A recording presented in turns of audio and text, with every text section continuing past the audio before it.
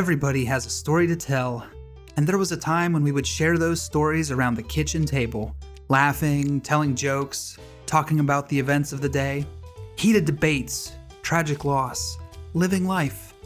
The kitchen table is where we could share our lives. So come, sit with me and my friends as conversation unfolds across the kitchen table. In this special Halloween episode, I'd love to introduce you to my dear friend Edgar Allan Poe. Although he was unavailable to record an episode with me directly, his voice lives on through the stories and poems he wrote. Even though he only lived to the age of 40, Poe was a prolific writer, bringing to popularity the short story.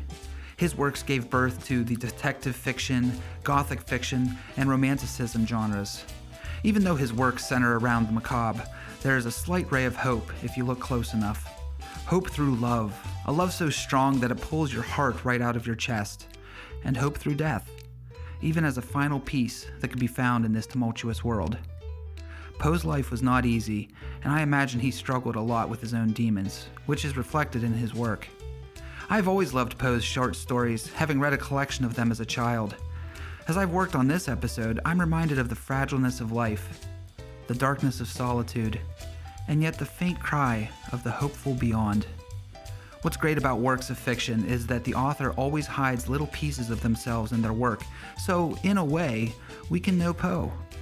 So I invite you to sit back and enjoy The Cask of Amontillado, The Telltale Heart, and The Raven from across the kitchen table. The 1,000 injuries of Fortunato I had borne as best I could, but when he ventured upon insult, I vowed revenge.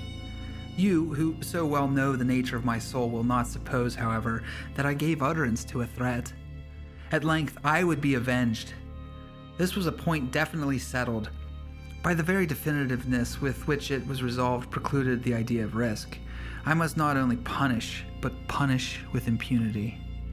A wrong is unredressed when retribution overtakes its redresser. It is equally unredressed when the avenger fails to make himself felt as such to him who has done the wrong.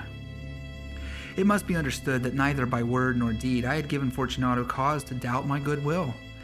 I continued, as my wont, to smile in his face, and he did not perceive that my smile now was at the thought of his immolation. He had a weak point, this Fortunato. Although in other regards he was a man to be respected and even feared. He prided himself on his connoisseurship of wine. Few Italians have the true virtuoso spirit.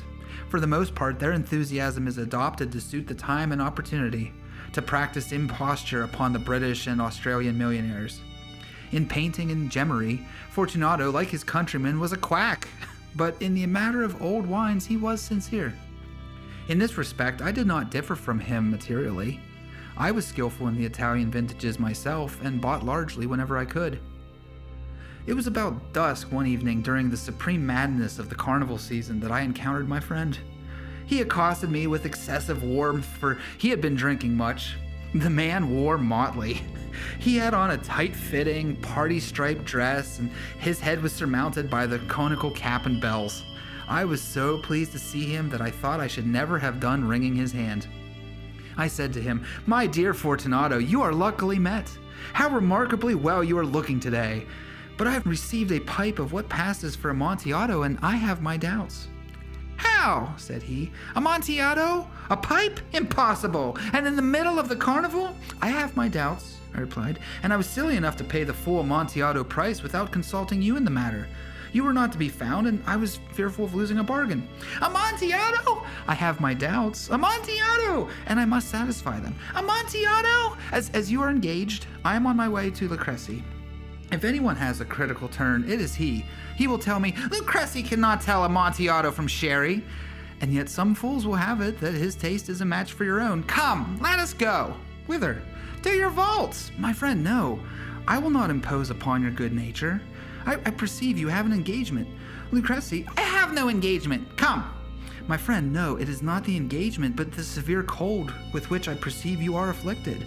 The vaults are insufferably damp. They're encrusted with nitre." "Let us go, nevertheless. The cold is merely nothing. Amontillado! You have been imposed upon, and as for Lucrezi, he cannot distinguish sherry from Amontillado." Thus speaking, Fortunato possessed himself of my arm, and putting on a mask of black silk and drawing a roquelaire closely about my person, I suffered him to hurry me to my palazzo. There were no attendants at home. They had absconded to make merry in honor of the time. I had told them that I should not return until the morning, and had given them explicit orders not to stir from the house.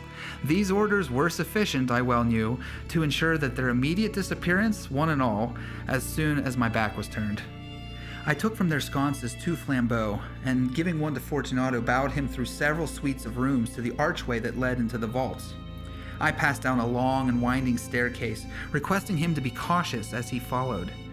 We came at length to the foot of the descent, and stood together upon the damp ground of the catacombs of the Montresors.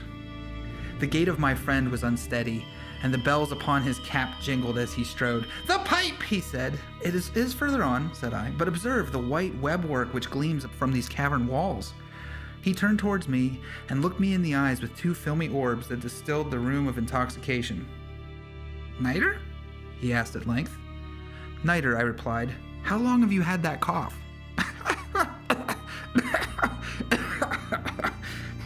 My poor friend found it impossible to reply for many minutes. "It is nothing," he said at last. "Come," I said with decision, we will go back. Your health is precious. You are rich, respected, admired, beloved. You are happy, as once I was. You are a man to be missed. For me it is no matter. We will go back. You will be ill, and I cannot be responsible. Beside, there is Lucrece." "Enough," he said. "The cough's a mere nothing. It will not kill me. I shall not die of a cough." True, I replied. "And indeed I had no intention of alarming you unnecessarily, but you should use all proper caution. A draught of this medic will defend us from the damps." Here I knocked off the neck of a bottle which I drew from a long row of its fellows that lay upon the mold. "Drink," I said, presenting him the wine. He raised it to his lips with a leer. He paused and nodded to me familiarly, while his bells jingled. "I drink," he said, "to the buried that repose around us." "And I, to your long life." He again took my arm, and we proceeded. "These vaults," he said, "are extensive." "The Montresors," I replied, "were a great and numerous family." "I forget your arms." "A huge human foot d'or in a field azure. The foot crushes a serpent rampant whose fangs are embedded in the heel." "And the motto?" "Nemo me impune lacesset." "Good," he said. The wine sparkled in his eyes, and the bells jingled. My own fancy grew warm with the medic. We had passed through long walls of piled skeletons with casks and puncheons intermingling, into the inmost recesses of the catacombs. I paused again, and this time I made bold to seize Fortunato by an arm above the elbow. "The niter," I said. "See, it increases. It hangs like moss upon the vaults. We are below the river's bed. The drops of moisture trickle among the bones. Come, we will go back ere it is too late. Your cough—" "It is nothing," he said. "Let us go on. But first, another draught of the medic." I broke and reached him a flagon of de Grave. He emptied it at a breath. His eyes flashed with a fierce light. He laughed and threw the bottle upwards with a gesticulation I did not understand. I looked at him in surprise. He repeated the movement, a grotesque one. "You do not comprehend?" he said. "Not I." "Then you are not of the Brotherhood." "How?" "You are not of the Masons." Yes, I said, yes. "You? Impossible? A Mason?" "A Mason," I replied. "A sign," he said, "a sign." "It is this," I answered, producing from beneath the folds of my roquelaire a trowel. "You jest!" exclaimed, recoiling a few paces. "But let us proceed to the Amontillado." "Be it so," I said, replacing the tool beneath the cloak and again offering him my arm. He leaned upon it heavily. We continued our route in the search of Amontillado. We passed through a range of low arches, descended, passed on, and descending again, arrived at a deep crypt in which the foulness of the air caused our flambeaux rather to glow than flame. At the most remote end of the crypt there appeared another less spacious. Its walls had been lined with human remains, piled to the vault overhead in the fashion of the great catacombs of Paris. 3 sides of this interior crypt were still ornamented in this manner. From the 4th side the bones had been thrown down and lay promiscuously upon the earth, forming at one point a mound of some size. Within the wall thus exposed by the displacing of the bones, we perceived a still interior crypt or recess, in depth about 4 feet, in width 3, in height 7 or 6. It seemed to have been constructed for no especial use within itself, but formed merely the interval between 2 of the colossal supports of the roof of the catacombs, and was backed by one of their circumscribing walls of solid granite. It was in vain that Fortunato, uplifting his dull torch, endeavored to pry into the depths of the recess. Its termination the feeble light did not enable us to see. "Proceed," I said. "Herein is the Amontillado. As for Lucrezi—" "He is an ignoramus," interrupted my friend as he stepped unsteadily forward, while I followed immediately at his heels. In an instant he had reached the extremity of the niche, and finding his progress arrested by the rock, stood stupidly bewildered. A moment more, and I had fettered him to the granite. In its surface were 2 iron staples, distant from each other about 2 feet horizontally. From one of these descended a short chain, from the other a padlock. Throwing the links about his waist, it was but the work of a few seconds to secure it. He was too much astounded to resist. Withdrawing the key, I stepped back from the recess. "Pass your hand," I said, "over the wall. You cannot help feeling the niter. Indeed, it is very damp. Once more, let me implore you to return. No? Then I must positively leave you. But I must first render you all the little attentions in my power."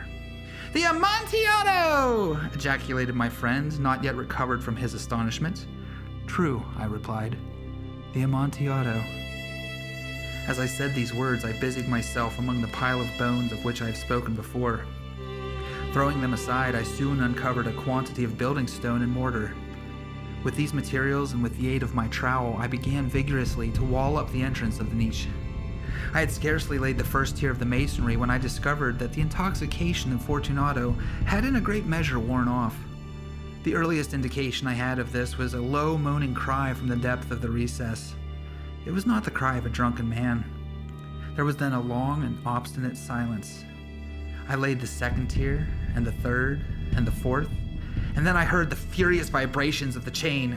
The noise lasted for several minutes, during which, that I might hearken to it with more satisfaction, I ceased my labors and sat down upon the bones.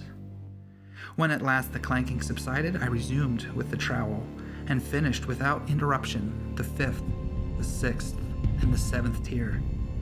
The wall was now nearly upon a level with my breast. I again paused, and, holding the flambeau over the mason-work, threw a few feeble rays upon the figure within. A succession of loud and shrill screams, bursting suddenly from the throat of the chained form, seemed to thrust me violently back. For a brief moment I hesitated. I trembled. Unsheathing my rapier, I began to grope with it about the recess, but the thought of an instant reassured me. I placed my hand upon the solid fabric of the catacombs, and felt satisfied. I reapproached the wall. I replied to the yells of him who clamored. I re-echoed. I aided. I surpassed them in volume and in strength. I did this, and the clamorer grew still. It was now midnight, and my task was drawing to a close. I had completed the 8th, the 9th, and the 10th tier. I had finished a portion of the last and the 11th.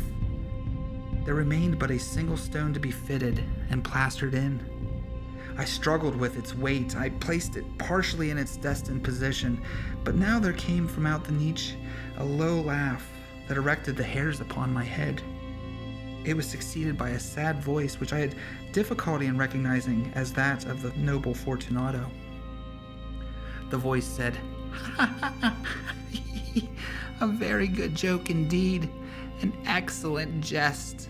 We will have many a rich laugh about it at the Palazzo, over our wine." "The Amontillado," I said. "Yes, the Amontillado. But is it not getting late? Will not they be awaiting us at the Palazzo, the Lady Fortunato and the rest? Let us be gone." "Yes," I said, "let us be gone." "For the love of God, Montresor!" "Yes," I said, "for the love of God." But to these words I hearkened in vain for a reply. I grew impatient. I called aloud, "Fortunato!" No answer. I called again, "Fortunato!" No answer still. I thrust a torch through the remaining aperture and let it fall within. There came forth in return only a jingling of the bells. My heart grew sick. It was the dampness of the catacombs that made it so. I hastened to make an end of my labor. I forced the last stone into its position. I plastered it up.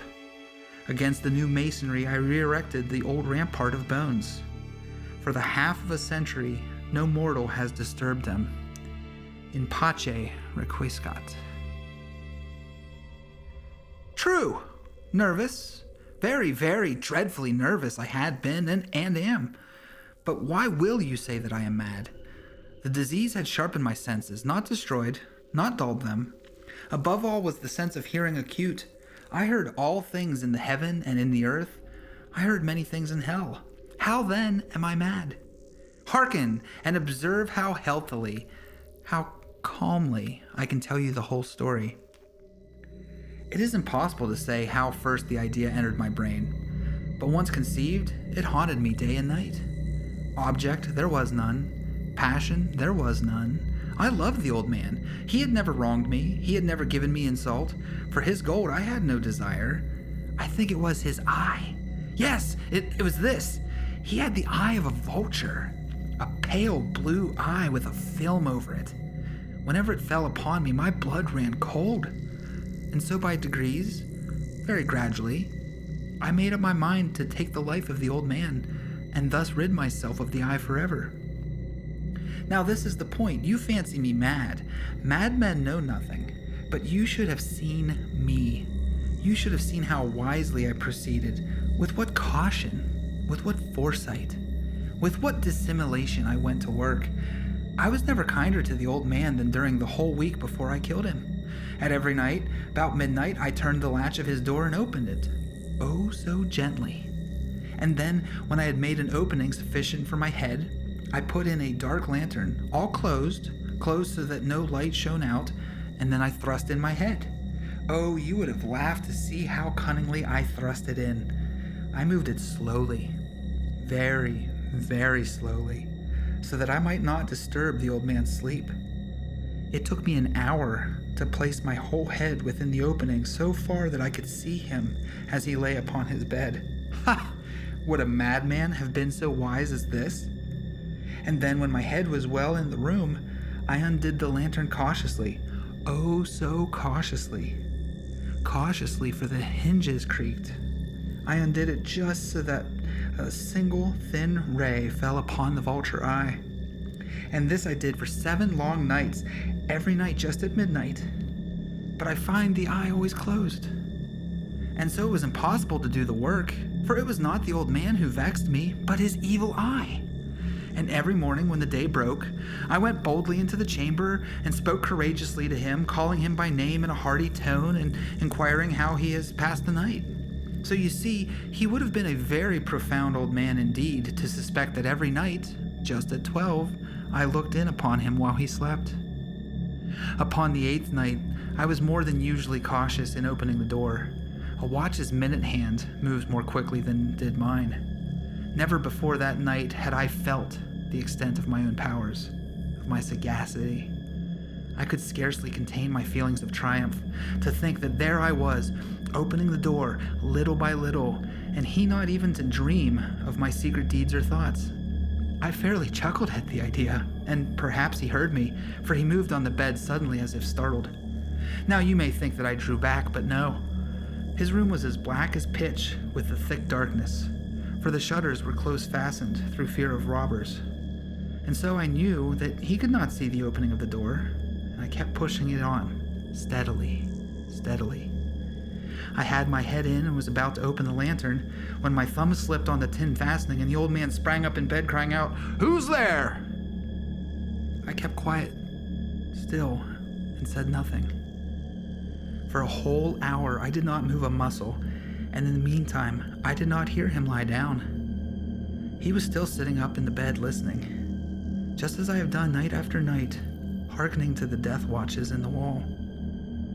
Presently I heard a slight groan, and I knew it was the groan of mortal terror.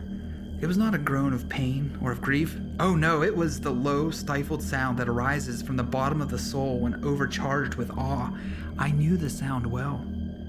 Many a night, just at midnight, when all the world slept, it has welled up from my own bosom, deepening with its dreadful echo the terrors that distracted me. I say I knew it well. I knew what the old man felt, and pitied him, although I chuckled at heart. I knew that he had been lying awake ever since the first slight noise when he had turned in the bed. His fears had been ever since growing upon him. He had been trying to fancy them causeless, but could not. He had been saying to himself, "It is nothing but the wind in the chimney.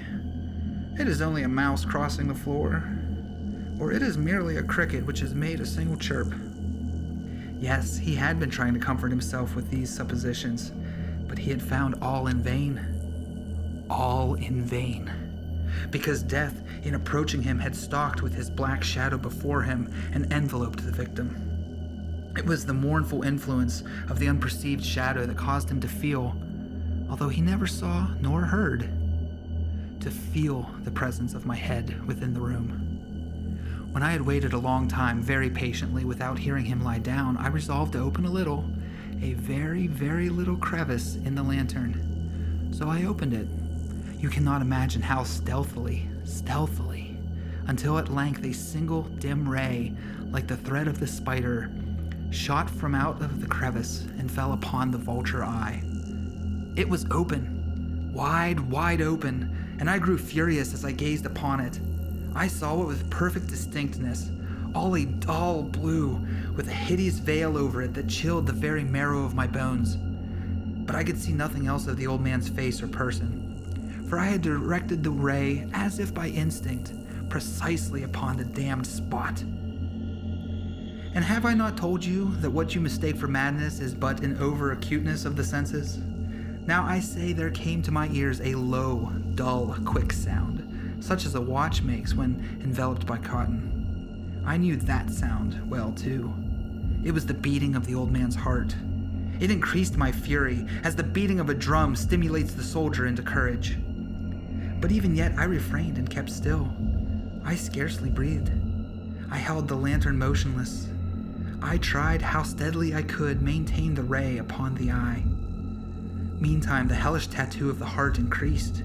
It grew quicker and louder every instant. The old man's terror must have been extreme. It grew louder, I say, louder every moment. Do you mark me well? I have told you that I am nervous, so I am. And now at the dead hour of the night, amid the dreadful silence of that old house, so strange a noise as this excited me to uncontrollable terror. Yet for some minutes longer I refrained and stood still. But the beating grew louder. I thought the heart must burst, and now a new anxiety seized me. The sound would be heard by a neighbor. The old man's hour had come. With a loud yell, I threw open the lantern and leaped into the room. He shrieked once only. In an instant, I dragged him to the floor and pulled the heavy bed over him. I then smiled gaily to find the deed so far done. But for many minutes, the heart beat on with a muffled sound. This, however, did not vex me. It would not be heard through the wall. At length, it ceased. The old man was dead. I removed the bed and examined the corpse. Yes, he was stone dead. I placed my hand upon the heart and held it there many minutes. There was no pulsation. He was stone dead. His eye would trouble me no more. If you still think me mad, you will think so no longer when I describe the wise precautions I took for the concealment of the body. The night waned, and I worked hastily, but in silence. First of all, I dismembered the corpse. I cut off the head and the arms and the legs. I then took up 3 planks from the flooring of the chamber and deposited all between the scantlings. I then replaced the boards so cleverly, so cunningly, that no human eye, not even his, could have detected anything wrong. There was nothing to wash out, no stain of any kind, no blood spot whatever. I had been too wary for that. A tub had caught all. When I made an end of these labors, it was 4 o'clock, still dark as midnight. As the bell sounded the hour, there came a knocking at the street door. I went down to open it with a light heart, for what had I now to fear? there entered 3 men who introduced themselves with perfect suavity as officers of the police. A shriek had been heard by a neighbor during the night. Suspicion of foul play had been aroused.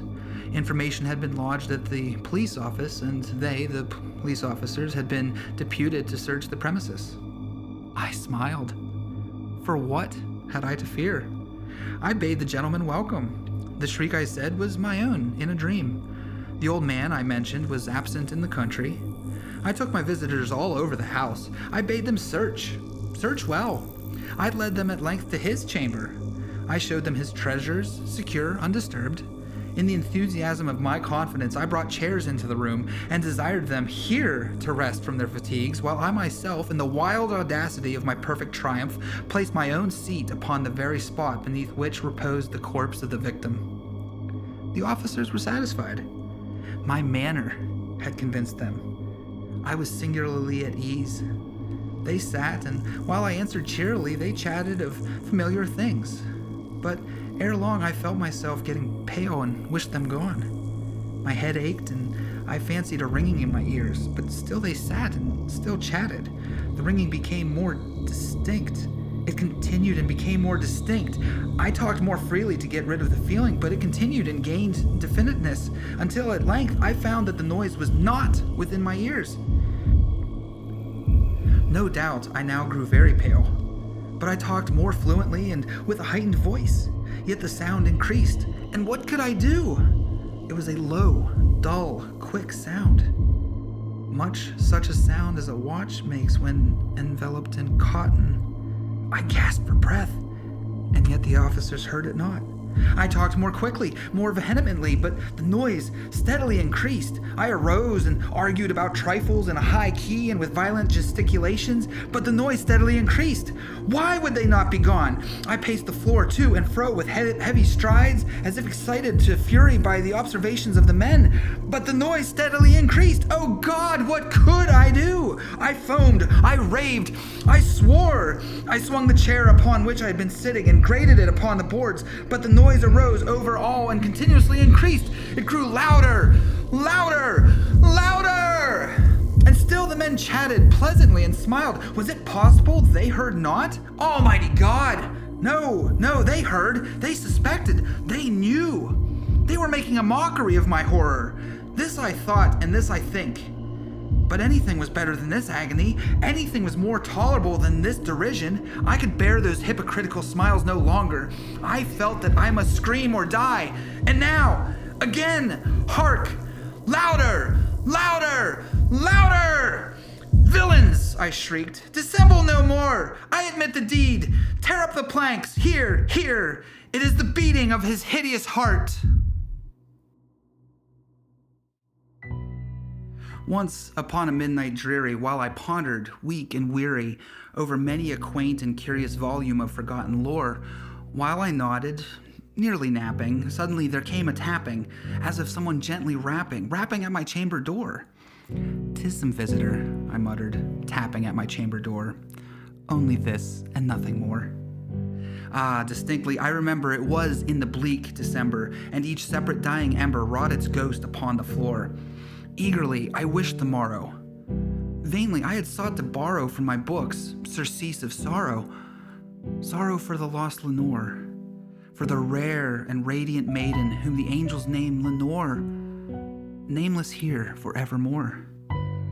And the silken, sad, uncertain rustling of each purple curtain thrilled me, filled me with fantastic terrors never felt before, so that now, to still the beating of my heart, I stood repeating, "'Tis some visitor entreating entrance at my chamber door. Some late visitor entreating entrance at my chamber door. This it is, and nothing more." Presently my soul grew stronger, hesitating then no longer. "Sir," said I, "or madam, truly your forgiveness I implore, but the fact is I was napping, and so gently you came rapping, and so faintly you came tapping at my chamber door, that I scarce was sure I heard you. Here, I opened wide the door. Darkness there, and nothing more. Deep into that darkness peering, long I stood there, wandering, fearing, doubting, dreaming dreams no mortal ever dared to dream before, but the silence was unbroken, and the darkness gave no token, and the only word there spoken was the whispered word, 'Lenore.' This I whispered, and an echo murmured back the word, Lenore. Merely this, and nothing more. Back into my chamber turning, all my soul within me burning, soon I heard again a tapping somewhat louder than before. Surely, said I, surely that is something at my window lattice. Let me see then what thereat is, and this mystery explore. Let my heart be still a moment, and this mystery explore. 'Tis the wind, and nothing more. Open here, I flung the shutter, when, with many a flirt and flutter, in there stepped a stately raven of the saintly days of yore. Not the least obeisance made he, not an instant stopped or stayed he, but with mine of lord or lady perched above my chamber door. Perched upon a bust of Pallas just above my chamber door, perched and sat, and nothing more. Then this ebony bird beguiling my sad fancy into smiling, by the graven stern decorum of the countenance it wore.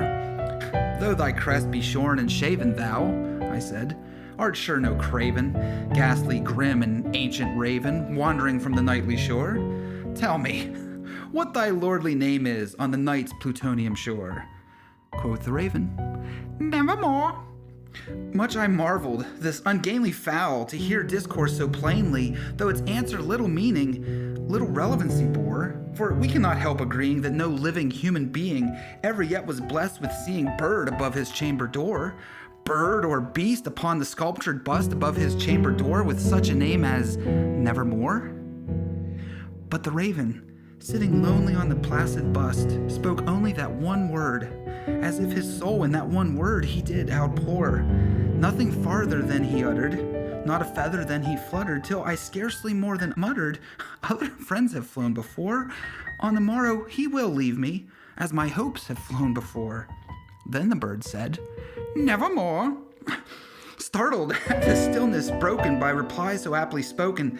Doubtless, said I, what it utters is its only stock and store, caught from some unhappy master, whom unmerciful disaster followed fast and followed faster, till his songs one burden bore, till the dirges of his hope that melancholy burden bore of nevermore. But the raven still beguiling all my sad soul into smiling, straight I wheeled a cushioned seat in front of the bird, and bust and door. Then upon the velvet sinking, I betook myself to linking fancy unto fancy, thinking what this ominous bird of yore, what this grim, ungainly, ghastly, gaunt, and ominous bird of yore meant in croaking nevermore. This I sat engaged in guessing, but no syllable expressing to the fowl whose fiery eyes now burned into my bosom's core. This and more I sat divining, with my head at ease reclining on the cushion's velvet lining that the lamplight gloated o'er, but whose velvet violet lining with the lamplight gloating o'er, she shall press. Ah, nevermore. Then, methought, the air grew denser, perfumed from an unseen censer swung by angels whose faint footfalls tinkled on the tufted floor. Wretch, I cried, thy God hath lent thee. By these angels he hath sent thee respite and nepenthe from thy memories of Lenore. Quaff, oh quaff this kind nepenthe, and forget this lost Lenore. Quoth the raven, Nevermore. Prophet, said I, thing of evil. Prophet still, if bird or devil, whether tempter sent or whether tempest tossed thee here ashore, desolate yet all undaunted, on this desert land enchanted, on this home by horror haunted. Tell me truly, I implore, is there balm in Gilead? Tell me, I implore. Quoth the raven, Nevermore. Prophet, said I, thing of evil, prophet still, if bird or devil, by that heaven that bends above us, by that God we both adore, tell this soul with sorrow laden, if within the distant Aden it shall clasp a sainted maiden whom the angels name Lenore. Clasp a rare and radiant maiden whom the angels name Lenore. Quoth the raven, Nevermore. Be that word our sign of parting, bird or fiend, I shrieked upstarting. Get thee back into the tempest and the night's Plutonian shore. Leave no black plume as a token of that lie thy soul hath spoken. Leave my loneliness unbroken. Quit the bust above my door. Take thy beak from out my heart and take thy form from off my door. Quoth the raven, nevermore. And the raven, never flitting, still is sitting on the pallid bust of Pallas just above my chamber door. And his eyes have all the seeming of a demon's that is dreaming, and the lamplight o'er him streaming throws his shadows on the floor. And my soul from out that shadow that lies floating on the floor shall be lifted nevermore.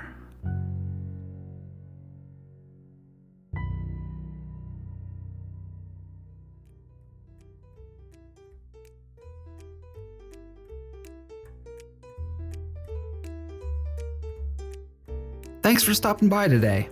There's always a seat at the kitchen table and another story to tell. If you have a story to tell, I'd love to hear from you. Please send me a message. And also subscribe to the channel to look for more episodes, anecdotes, and information. Talk to you next time and have a great day.